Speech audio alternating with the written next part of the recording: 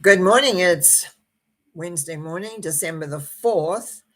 And when I was thinking about what was I going to talk about today, because I spent pretty well last month going through the tarot symbols, except for the court cards, but I'll do that at another time.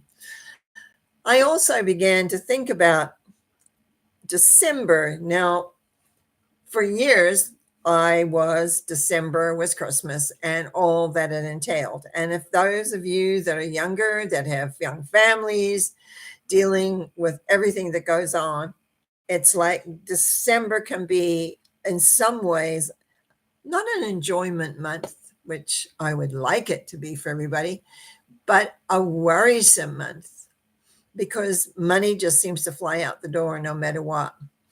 No matter who you are, there's Christmas dinners, there's gatherings, and of course, if you've got family, there is presents. How do you do that? How do you work with that? Well, actually, I sat down this morning and I asked my cards, what am I going to talk about today?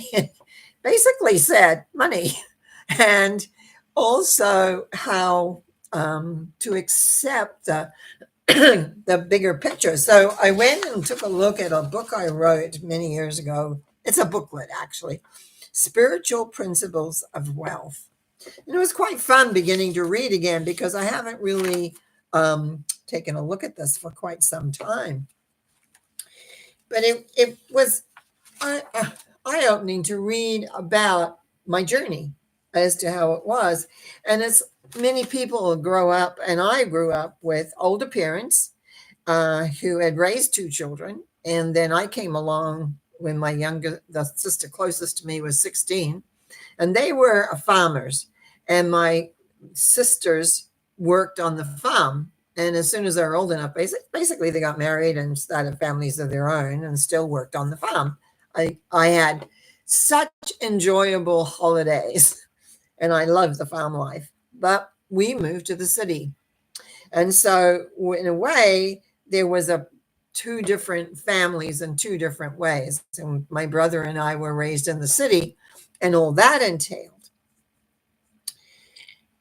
Now, my father worked hard. When we came to the city, he eventually found a job, which we know today often is called longshoreman, unloading ships. And there was lots of overtime. And so we never saw him when we were young. He would leave before we were up, and we were asleep in bed by the time he got home. Long, long hours. He instilled in me a need and understanding around money for some reason because of his working. And of course, I have worked hard in my life as well. But there was a lot of things that grew out of this about he was always a saving. He taught me how to save. And he used to say to me, if like, and I'll talk in dollars because though I was raised with pounds, shillings, and pence, heaven help me, wouldn't understand them now. In fact, he drummed into my head was if you earn $1 and spent 105, you were going to be in trouble. If you spent 95 cents, you'd be okay. In other words, that amount of how much you had. And so I really learned to save quite young. And also, even going to school, we used to have bank books in the school system. And every week we would take like what I would call now in Canadian money, American money would be 25 cents and put it in the bank book. We would bank it. So we learned how to save money. And I've always been good at that. I always figured that it was one thing that took out. I really learned about it. And he was really good about not wasting it. He didn't really like spending his money at all. But my parents were raised in a different era. My father was born in 1905, hard to even imagine. And my mom no, he was born in 1903, sorry, 2 or 3. And mom was born in 1905. So they had quite an old set of values, etc. as long. I left New Zealand at the age of 18, marrying a Canadian, and came here where life was very, very different. But we were young, and we had a child, and my husband decided to go to university, and I went to work.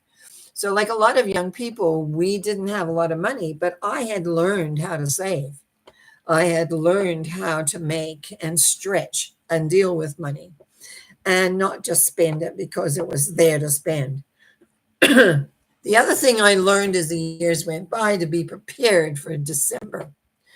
And I find today a lot of people don't look ahead as to what's going to be happening. What are the time periods where money is going to be, when I say money, you're going to need extra money. December is one of them for sure. And I was just looking at my little booklet here, and there was something I wanted to just I did become interested in the spiritual laws of prosperity because I wanted to figure it out. And it was a long journey, believe me. And I've written here at one point, I remember one visit with my brother, and we talked about our economic lives. I was a successful metaphysical consultant, teacher, and a psychic ESP fair producer. My brother was a successful insurance broker. And I said to him, you know, our mom raised us to make money, something she did not have. Because remember, my dad worked all the time, so mom was really raising us. But she did not teach us how to hang on to it. We both broke out in laughter as we both had our economics up and down in our endeavor to be successful and create wealth. This pattern of having and not having continued for both of us as we worked through our lives.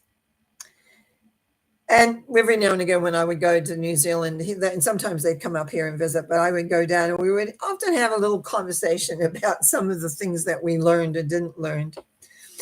And one of the elements was I watched how I'd have money and then I didn't have money, and it was a circular pattern. And I was going to really come to understand. So I wanted, excuse my voice again. Hang on, I have a little bit of tea left here.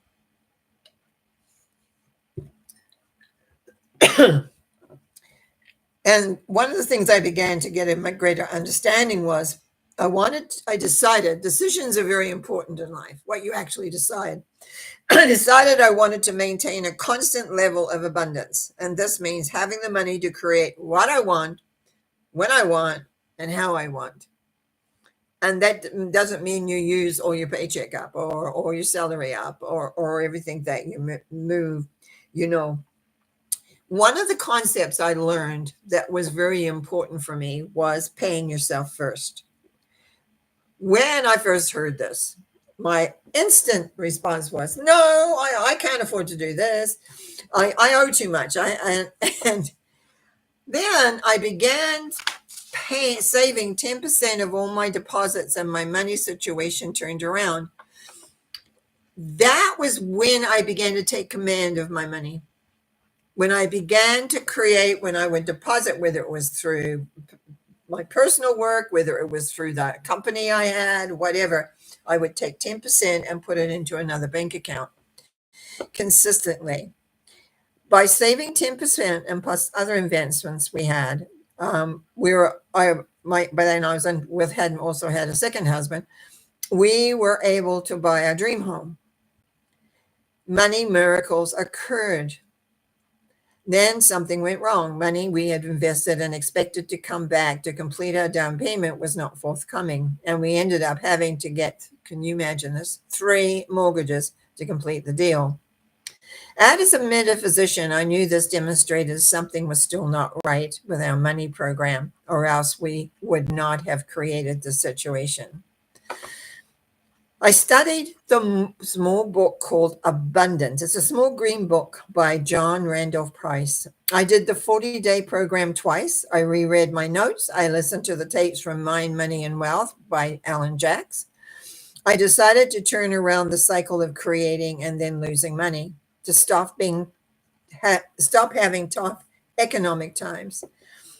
Then my friend Holly asked if I would come to the Unity Church to hear Edward Gaines and Bert Carson speak on prosperity. And I said I would. After listening to the workshop, I decided to go to their Master's Prosperity Teachers program in Alabama. And from this 5-day course, my life ended another huge shift of consciousness and awareness. The spiritual laws of prosperity I learned there, I share in what I write here, this little booklet I wrote. My learning did not end there. I came home and practiced the principles. Instead of creating more money, my goal, I went further into debt. I was audited by Revenue Canada and the GST department, that's our taxation department. I had another lesson on asking for what you want. I had been affirming all debts to be paid in full. Now listen to this one if you're into affirmations. All debts to be paid in full. When the orders began to appear, I realized what I really wanted was all bills to be paid in full. By asking all debts to be paid, any debt I had, even unknown, had to surface to be paid. When you do affirmations, the key is to watch what you really are asking for. Because, and it was one day when I went, oh my goodness, I'm affirming what I really don't want. And so as soon as I changed to all bills being paid in full, everything changed. Everything changed. So this is part of what I was explaining in the beginning of this little book. So again, it says here, again, I went back to the drawing board. What was I doing incorrectly? Through the summer months, I wrote daily in my journal, paraphrasing what I was reading in the abundance book, the little green abundance book, and allowing my own insights to teach me. Through this, I came up with the abundant creation triangle. And that is where, and that's a little exercise I did for years.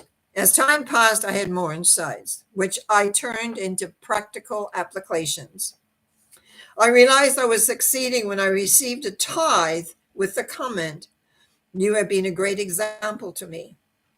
Many people speak the words, but you have stayed positive, determined, and joyful during your economic crisis. You have been a great example, and I felt honored. Tithing is part of the spiritual concept that you give where you see things that inspire you. What I did was to let go of worry and moved into the knowledge of God is my supply. I know I'm being taken care of. I know my bills will get paid. I affirmed it is not for me to know where the money is coming from. It is for me to know it will be there. And that is something I have practiced since I began that. Then hang on a minute. Then I began to feel lighter, and the comments from people began to come in. What you have done lately, your energy has changed. Like, what have you done lately? What have you done to move into an alignment with the thought, I am a beloved child of the universe and I am taken care of? And this thought has carried me through many ups and downs, which the years have brought. What do I learn through my studies? I will share with you. This is in the booklet, but it is up to you to use the awareness. It is up to you to find what works for you. Prosperity just does not drop in your lap and stay there. Prosperity, abundance, wealth is a consciousness. And I'm in my little booklet, I present things in two sections.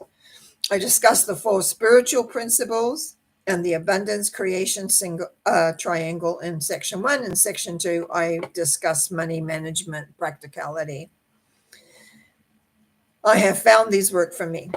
But it says knowing the spiritual laws are important. Knowing the practical day-to-day laws is also important. It is the balance between the two which creates long-lasting wealth. By doing the exercise laid out throughout this workbook, you will discover how you can use the spiritual principles to create wealth. I found in my life that when things got tight money-wise, I had to look at me. I had to change my perspective. I had to open up, and I learned to trust. I had so many situations in my life when I had my back to the wall from one thing or another that whoops, sorry, I forgot to put my thing on no ring. There we go. And That was somebody who should know better. Anyway, so one of the things that happens it was that I began to really understand and trust the process, to trust it. I began to understand that no matter what occurred, something will come in. It was really important to me to affirm what I wanted. I had to go through a bankruptcy. It was like I had to experience it all at one point or another. It's like, and I had to go through a bankruptcy. Very embarrassed about that. How could I be bankrupt? My goodness, I'm a prosperity teacher, et cetera, et cetera. And yet, miracles happened around me. A place to live came forward. Someone saw me and actually said, you look like a psychic person, actually, that worked with my shows, said, you look like you need some money. Hey, I phone this phone number, and put me back to work, getting to work with things that I didn't really want to be doing, but I needed to pay. I needed to be working. I needed to get back into the swing of things at that time. This is quite a lot of years ago. Now, what happened with that is that it gave me a basis to begin to work and also apply the philosophies that I had learned. And they did. They held me in good stead. I managed to have it was like I had free rent for a while. I had, it was amazing miracles that occurred. Once I opened up to the knowing that I was in good hands, meaning the divine energy, or whatever you want to call God's love, it was there to take me where I needed to go and where I needed to be. It was an enjoyable time period of my life. And then, of course, life also moves on and changes, and things come into a different phase again. And plus, I got older. But I always know that what I learned in the early years from my dad was if you have $1 and you spend $1.05, you're in trouble. If you have $1 and you spend 95, you'll make it. And I always learned how to save because they taught us in school. Every week we'd put our little bit of money into the bank account. So by the time I went to work at 15, which is what it was, I had a bank account with money in it. So it was easy for me to keep on saving. And I've always been a great believer in that. I had lots of little ways of saving money when the kids were little, and because birthdays, anniversaries, and in particular Christmas. How to create a Christmas that works for everybody. You begin in January by putting a little bit away in a special fund, somewhere you're not going to touch through all year. It doesn't have to be a lot of money, but it has to be consistent.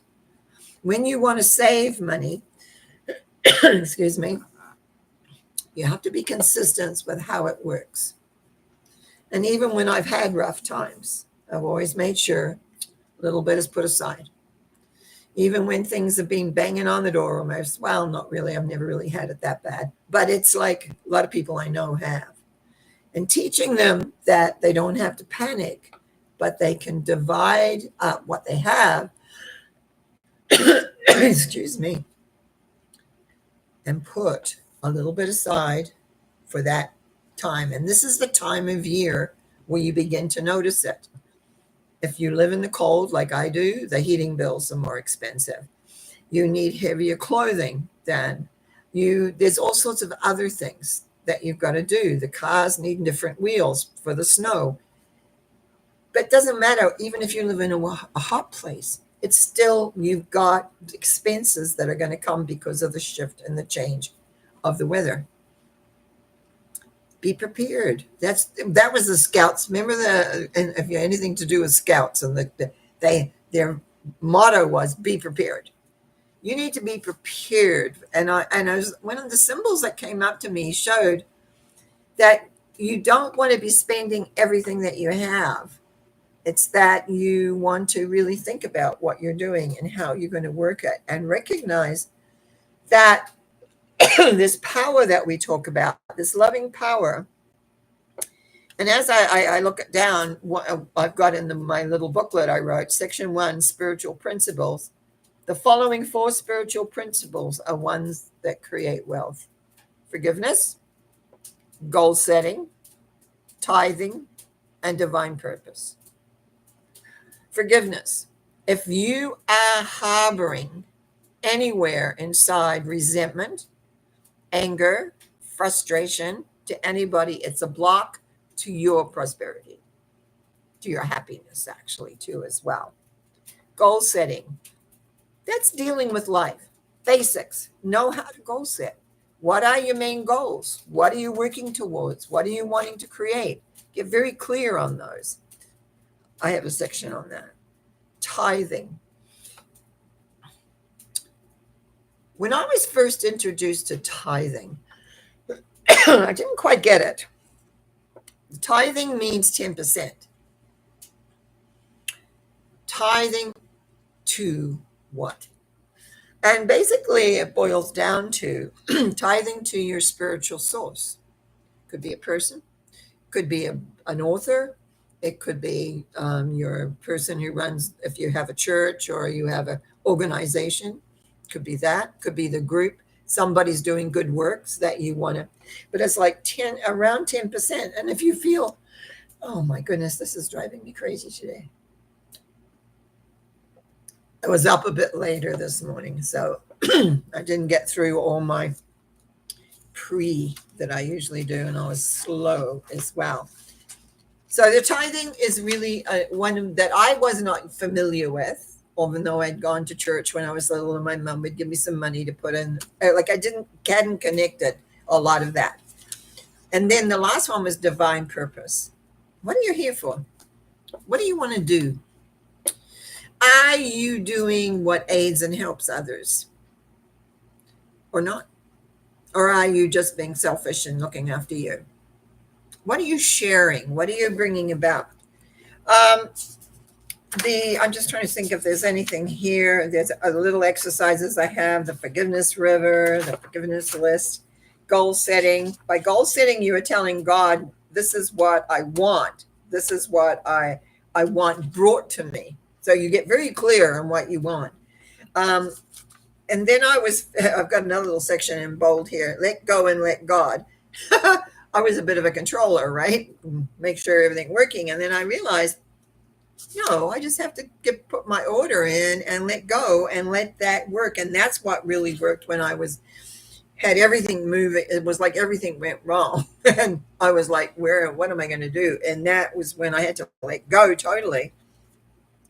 And another thing I noticed where I wrote down here, I teach the first step principle, which is know your end result and ask yourself, what is the first step? See, a lot of people don't really get clear in the goal setting part on what their first step actually is. So we have forgiveness, we have knowing your goals, we have tithing, which is like giving some money away in a way, but you want to do it productively, I find. There were lots of little things I learned along the way, and I just flipped the page of my little booklet, and it says on tithing. I studied it. I studied just about everything for a number of years, trying to figure out the gleaming the things.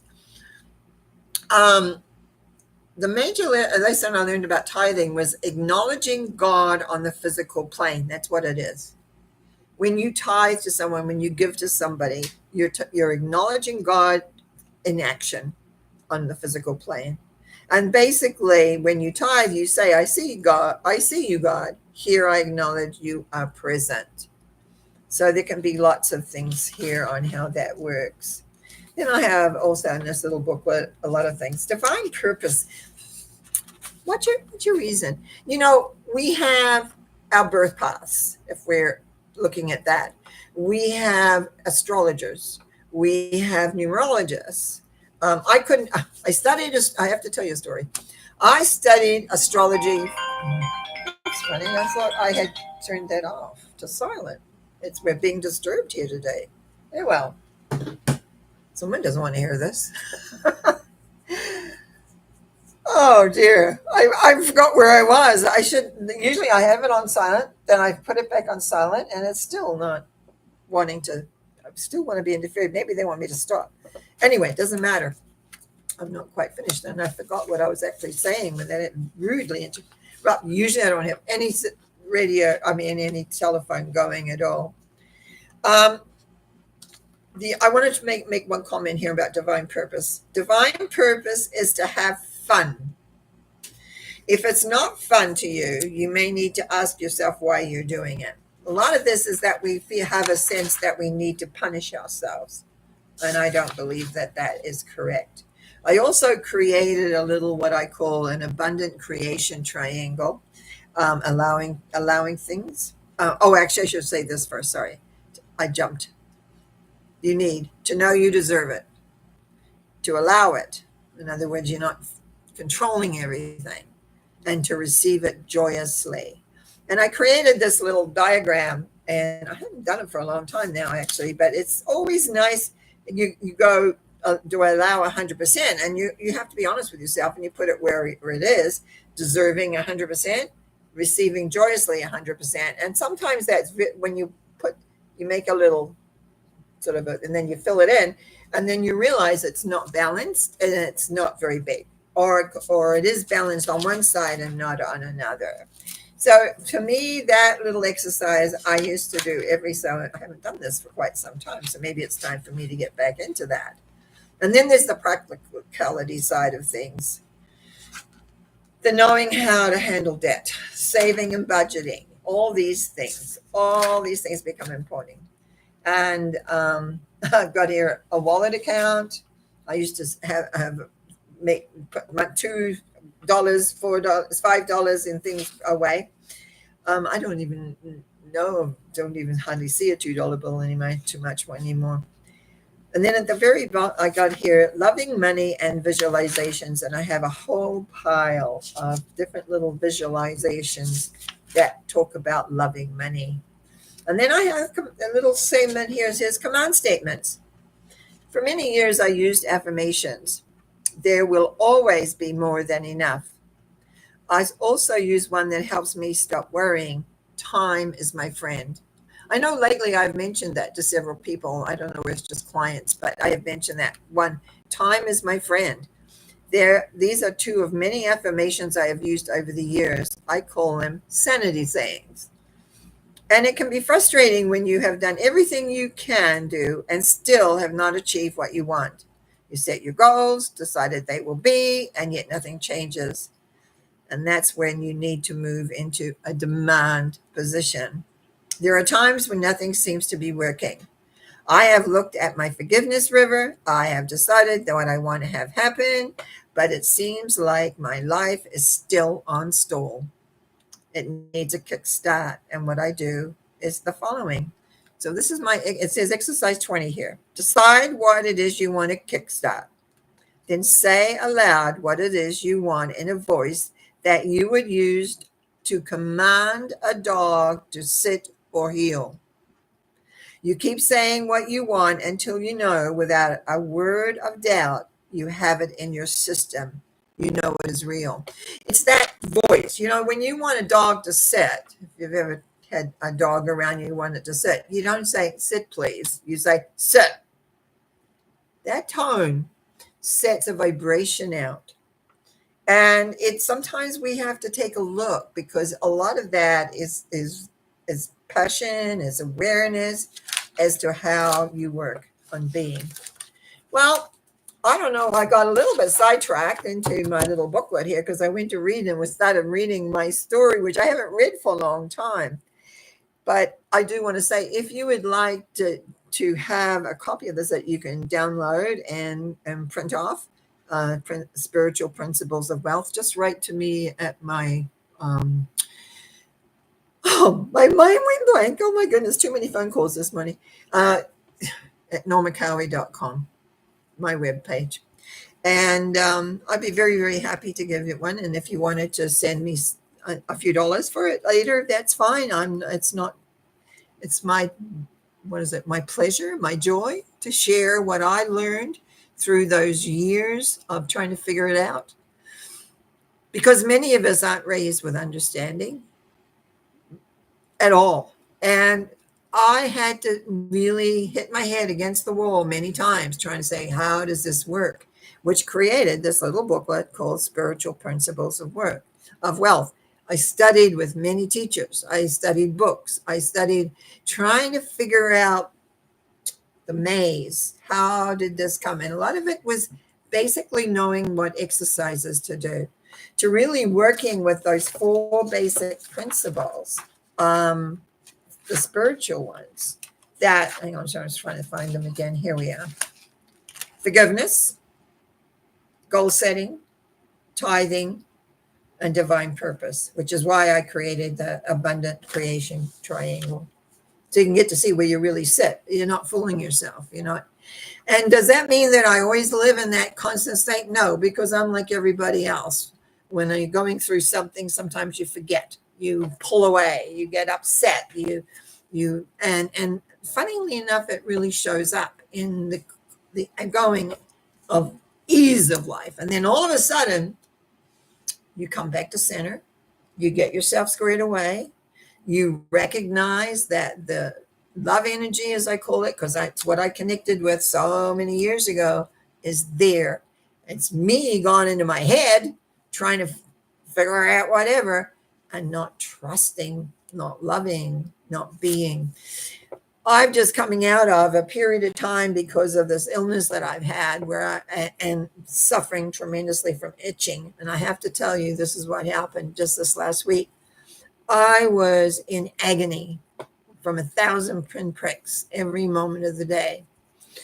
And some of the scratches I had anyway, they're around. And someone said to me, you know what, we'll stop that. Magnesium. And this friend of mine went and bought me a little jug of, it's an effervescent magnesium, put some hot water in, then some cold water. So you drink, just drink a little bit of this. 2 days, no 1,000 pinpricks. 2 days. And I've been talking to my oncology department. What can I do about this itching? It's driving me crazy. I can't handle it. It's just like, 1,000 bees in your head, but it's on your skin. 2 days, the majority of that itching disappeared. So you can believe every morning I'm up having my little drink of magnesium. And it was truly a miracle, because nothing is worse than having your skin wanting to erupt. And just somebody made a comment to me. When you trust the universe to give you the answers, because I was like, what am I going to do about this? I just wasn't getting any answers from the regular. And then someone said, boy, a friend of mine was having a lot of trouble with itching. And a friend said to her, well, use this magnesium. And 2 days, they didn't have any itching. And I went, oh, you're right. But anyway, this person brought me a tub of it, and I tried it. 2 days. The feeling of having 1,000 pinpricks consistently was gone. Got some other stuff, yes. But it's like miracles happen when you let go and trust the process. Remember, you're loved. That lovingness wants you to succeed. It wants you to be happy. It wants you to create what you want with its support.